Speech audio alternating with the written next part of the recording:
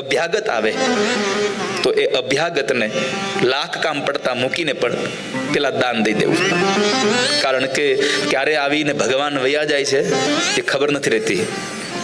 सबसे मिलकर रहियो साईं, कौन जाने किस रूप में नारायण मिल जाए।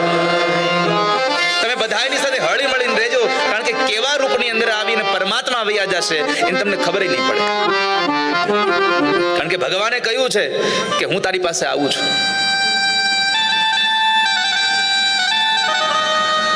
તમારી પાસે આવીને પરમાત્મા જતા રહેશે તો ખબર નહીં પડે।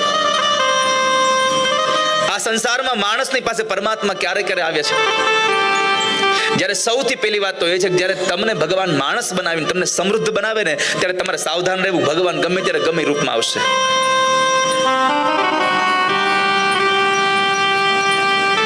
આ દુનિયામાં પરમાત્માને તમે ક્યારે જોયા છે? મને કોઈ પૂછે કે પરમાત્મા કોણ છે તો કહું તમારો સારો સમય ઈ તમારો પરમાત્મા છે। હે માનવ વિશ્વાસ કરી લે, સમય બની સમજાવું છું।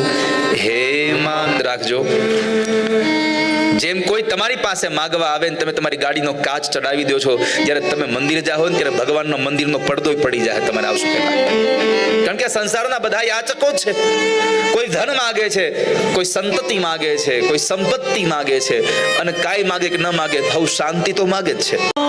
ભગવાન કહે છે કે તારો સારો સમય આવે એમાં સારું કામ કરી લેજે, કેમ કે સમય ક્યારે વયો જાય છે આ સંસારમાં વાલા ભક્તો, આ દુનિયામાં કોઈ માણસ મહાન થતો જ નથી ક્યારે। કોઈ એમ કહેતા હોય કે આ માણસ મહાન છે, ના, માણસ મહાન હોતો જ નથી, માણસનો સમય મહાન હોય છે। અને જ્યારે તમારો સમય સારો હોય ને ત્યારે તમને બધા બોલાવે, તમારો સમય ખરાબ આવે ત્યારે તમને કોઈ ન બોલાવે। એક જ થાળીમાં જમનારા લોકો પણ તમને છોડી દે, તમારો સમય બદલાઈ જાય। આ બધો સમયનો ખેલ છે, સૌનું ધ્યાન રાખી લેજો। મહેરબાની કરીને તમારા સારા સમયમાં કોઈને ધ્યાનમાં ન રાખતા, નહીં તો દુનિયાના લોકો સારા સમયમાં બધાનું ધ્યાન રાખવા કરતા ઘણાને ધ્યાનમાં રાખે છે।